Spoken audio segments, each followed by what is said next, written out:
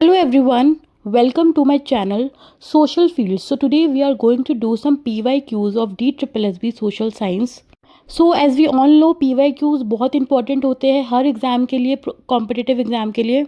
सो आप इस वीडियो को पूरी देखना. हमने PYQs की सीरीज स्टार्ट करी है DSSSB सोशल साइंस की, एंड जो भी इसकी तैयारी कर रहा है उसके साथ शेयर करना. Let's get started. So the first question here is between 1820s to 1930s, which country imported grains to Europe, leading to the fall of agriculture prices? So basically कौन सी कंट्री ने इंपोर्ट करे थे grains को जिससे price में fall आ गया था agriculture की? सो the option here is China and Mexico, United state and Canada, China and Canada, Canada and Mexico. So the right answer here is United States and China. Basically Europe में एक country है Britain. कौन सी है? Britain. Okay. सो क्या होता है कि Britain में एग्रीकल्चर बहुत ज़्यादा इंक्रीज़ हो गई थी और वहाँ पे ट्रांसपोर्टेशन कॉस्ट भी बहुत ज़्यादा कम थी, जिसका फ़ायदा यूएस ने और कनाडा ने उठाया और ग्रेन्स को इंपोर्ट कर लिया, जिससे एग्रीकल्चर प्राइसेस में फॉल आ गया था. Now, the second question here is, in 1787, Louis XVI exiled his noble member to the town of. Louis XVI ने कौन से एग्जाइल करा अपने नोबल मैन को टू द टाउन ऑफ? कौन से टाउन से एग्जाइल करा था? So the option here is Bastille, Tuileries और वर्साइले और ग्रीनोबल. सो बेसिकली एग्जाइल का मतलब होता है to force to live outside your own country, कि आप अपनी कंट्री को छोड़कर कंट्री से बाहर रहो. तो कहाँ से उसको बोला गया था कि वो एग्जाइल कर दे? तो वो टूरिस्ट से बोला गया था. तो the right answer is tourist. Now the question number 3 is, the Dash Act gave the British government the power to imprison any person without trial. ऐसा कौन सा एक्ट है जिसमें ब्रिटिश गवर्नमेंट के पास पावर थी कि वो किसी भी पर्सन को अरेस्ट कर सकते हैं बिना किसी भी ट्रायल के? So the option here is Rowlatt Act, Pitt India Act, Morley Minto Act या फिर Bengal resolution. So the correct option here is Rowlatt Act. Basically Rowlatt Act में ब्रिटिश गवर्नमेंट के पास पावर थी कि वो किसी भी पर्सन को बिना ट्रायल के अरेस्ट कर सकते हैं, और इसका प्रोटेस्ट करने के लिए लोगों ने जलियांवाला बाग में वो गैदर हुए और वहाँ पे उन्होंने प्रोटेस्ट किया. बट ब्रिटिश गवर्नमेंट ने उनके ऊपर ओपन ट्रूप्स कर दी, जिससे लाखों लोगों की जान जा चुकी थी. Now, the fourth question here is, who based his idea on how to change the world on the scientific analysis of society through history? बेटा देखो, हिस्ट्री से किसने अपने जो आइडियाज़ को प्रेजेंट करा कि वो वर्ल्ड को चेंज कर सकता है?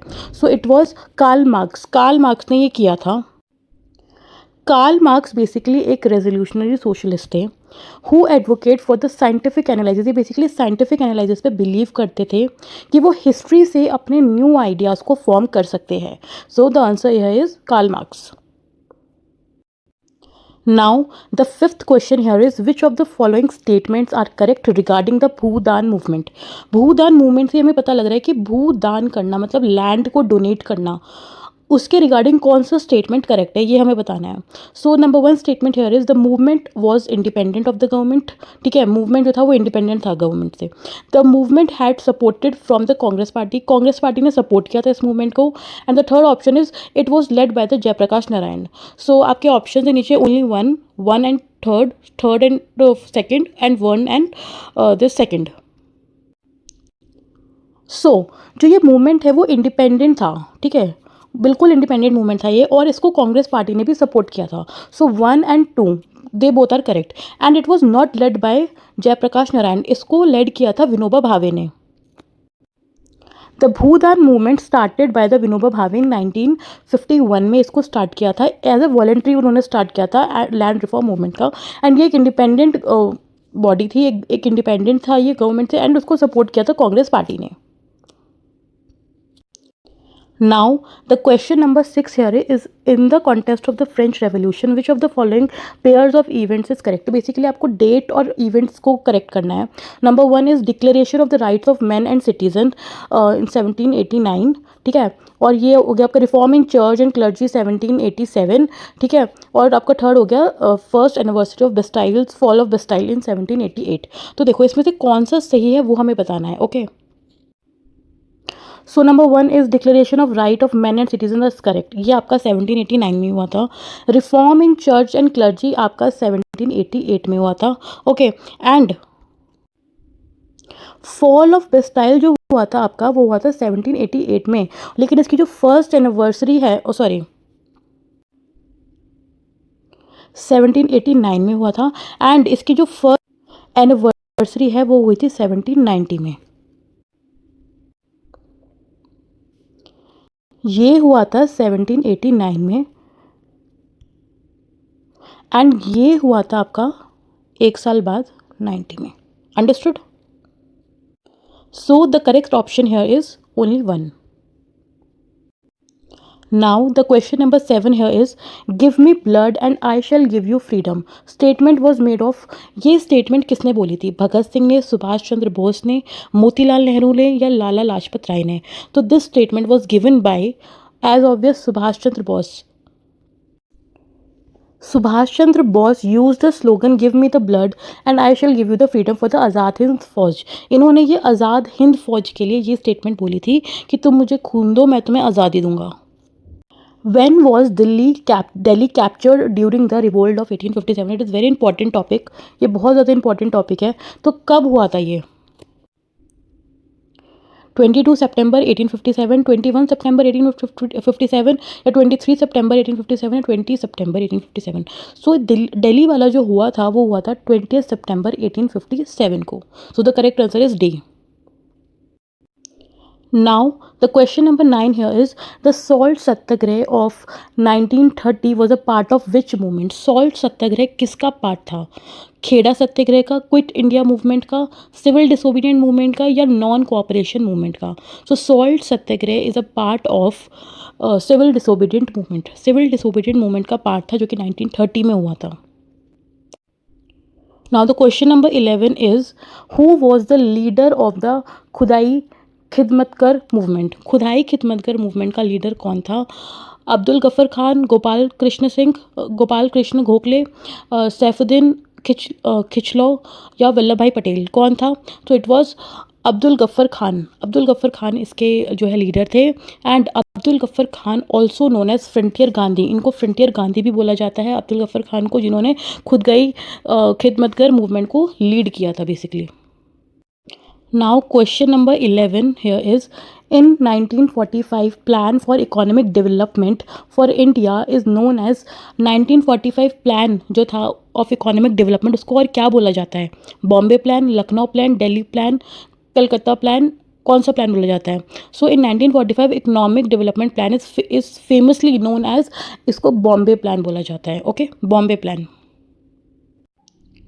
Now question number 12 here is who amongst the following did not participate in the first round table conference? First round table conference में किसने participate नहीं किया था वो बताना है हमें. So delegates of the princely states या फिर Indian National Congress. So first में किसने participate नहीं किया था? Indian National Congress ने participate नहीं किया था.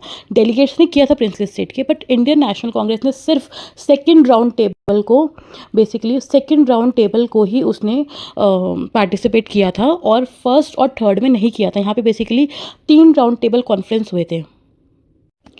और ये राउंड टेबल कॉन्फ्रेंस कहाँ हुए थे? लंदन में. कहाँ हुए थे? लंदन में. और कांग्रेस ने सिर्फ सेकेंड वाला ही मतलब पार्टिसिपेट किया था, सिर्फ सेकेंड वाला. तो क्वेश्चन में पूछा है did not participate in the first round table. किसने पार्टिसिपेट नहीं किया था? इंडियन नेशनल कांग्रेस ने नहीं किया था. Only 2, oh sorry, did not participate. So the correct answer here is only 2. Now, question number 13 here is, in the context of the stage of the Russian Revolution, which of the following statement is correct? कौन सा statement correct है? By the early 20th century, middle class intellectuals started participating. 20th century के मतलब early में basically middle class के जो intellectuals थे उन्होंने पार्टिसिपेट करना स्टार्ट कर दिया था, या फिर इन 19th century it was only including the member of the workers and the peasants, सिर्फ वर्कर्स और पीजेंट्स ही इंक्लूडेड थे 19th century में. So option here is only one, neither one or not two, both one and two या only two. So the correct answer is first and second, दोनों ही इसमें include थे. 20th century के starting में middle class ने basically participate करना start कर दिया था, क्योंकि उन्हें लगा कि ये ही जो है ट्रू सोशलिस्ट है. Now the question number 14 here is, which society destroy private ownership of means of production and its place creates public ownership of production? कौन सी सोसाइटी ने डिस्ट्रॉय किया था प्राइवेट ओनरशिप को of means of production? Private ownership को destroy ही कर दिया. ठीक है, किसने? ऑप्शन हेयर आर सोशलिस्ट या फिर कैपिटलिस्ट. किसने? देखो, कैपिटलिस्ट जो है वो तो प्राइवेट के बारे में बोलेगा ही, वो प्राइवेट को सपोर्ट करेगा ना कि डिस्ट्रॉय करेगा, क्योंकि कैपिटलिस्ट का मतलब ही पैसा होता है. ठीक है, तो कैपिटलिस्ट तो बिल्कुल भी नहीं करेगा, तो इट वाज सोशलिस्ट ने ही जो है रिजेक्ट किया था प्राइवेट ओनरशिप को, एंड उन्होंने फेवर किया था पब्लिक ओनरशिप को. रिजेक्ट किया था प्राइवेट ओनरशिप को एंड फेवर किया था उन्होंने पब्लिक ओनरशिप को. सो the correct answer here is only one. Now question number 15 here is, when was the tennis court oath taken? Tennis court oath कब ली गई थी?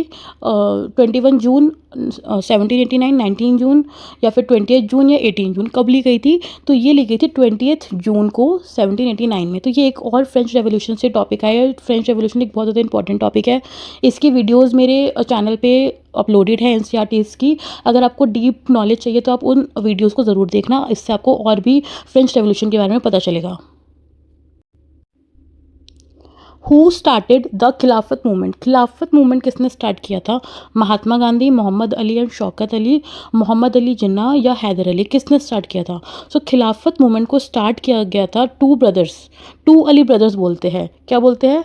टू अली ब्रदर्स ने किया था. तो वो कौन थे? वो थे आपके मोहम्मद अली एंड शौकत अली. तो answer number 2 is correct. Now question number 17 here is, when was the kingdom of Awadh annexed by the British? Britishers ने कब एनेक्स कर लिया था अवध को? कब करा था? 1855 में, 1854 में, 1856 में या 1857 में? तो ब्रिटिशर्स ने एनेक्स कर लिया था अवध को 1856 में. तो आंसर नंबर 3 इज करेक्ट. और वो क्यों किया था? क्योंकि वाजिद अली मिस गवर्नेंस कर रहे थे वहाँ पे, और उन्होंने बोल दिया था कि वाजिद अली मिस गवर्नेंस कर रहे, इसलिए हम उसको अपने कब्जे में कर लेंगे अवध को. Now question number 18 here is, leadership of the Russian Revolution was provided by which party? कौन लीड कर रहा था रशियन रेवोल्यूशन को? Russian social democratic labour party या फिर communist party of Russian federation? कौन कर रहा था? The option here is only two, only one, both one and two, neither one not two. तो कौन कर रहा था? Socialist, basically Russian social democratic party ये कर रही थी. तो इसका जो करेक्ट आंसर होगा वो होगा only one, Russian socialist democratic labour party. Now question number 19 here is, who was chosen president of the third state of in 1789? ये फिर से फ्रेंच रेवोल्यूशन का क्वेश्चन आ गया कि किसने कौन प्रेसिडेंट बना था थर्ड स्टेट का इन 1789 में? तो जीन बेले इसके प्रेसिडेंट बने थे 20 जून 1789 में. एंड आज की क्लास का हमारा लास्ट 20th क्वेश्चन है, which revolution was sparked off due to shortage of bread in Petrograd? Petrograd में शॉर्टेज ऑफ ब्रेड कब, कौन से रेवोल्यूशन में हुई थी? फेब्रुअरी रेवोल्यूशन में, जनवरी रेवोल्यूशन में, मार्च रेवोल्यूशन में और रशियन रेवोल्यूशन में? तो ये आपका टॉपिक है, रशियन रेवोल्यूशन से आपका टॉपिक है ये. तो बेसिकली ये हुआ था आपका फेब्रुअरी रेवोल्यूशन में, ट्रिगर हो गए थे वहाँ पे, और इसकी वजह से शॉर्टेज ऑफ ब्रेड हो गई थी पेट्रोगार्ड में इन 1917 में, बेसिकली 1917 में. सो आई होप आपको ये 20 क्वेश्चंस यूज़फुल लगे होंगे. हम इस सीरीज़ को PYQs ऑफ DTA+B SST को हम कंटिन्यू रखेंगे. ये बहुत ज़्यादा यूज़फुल होती है. हमें हमेशा प्रीवियस ईयर क्वेश्चन पेपर्स लगा के ही एग्ज़ाम देने जाना होता है, और ये बहुत ज़्यादा यूज़फुल होती है. अगर आपको ये वीडियो यूज़फुल लगी है और ज़रा से भी नॉलेज मिली है तो प्लीज़ आप इसको अपने फ्रेंड्स के साथ ज़रूर शेयर करना, जो भी DSSB TGT SST या फिर कॉम्पिटिटिव एग्ज़ाम की तैयारी कर रहा है। और फ्रेंच रेवोल्यूशन से हमने देखा है कि काफ़ी सारे क्वेश्चंस आए हैं। मेरी चैनल पे काफ़ी सारे वीडियो है फ्रेंच रेवोल्यूशन की, जिसको आप देख सकते हो प्लेलिस्ट में, और वहाँ से आप काफ़ी कुछ सीख सकते हो। French revolution line by line समझाया है मैंने उसमें NCERT से, सो आप उसको ज़रूर देखना, उससे आपको क्लैरिटी मिलेगी। And I hope you like this video, please do share it with your friends and like my video, and thank you for watching.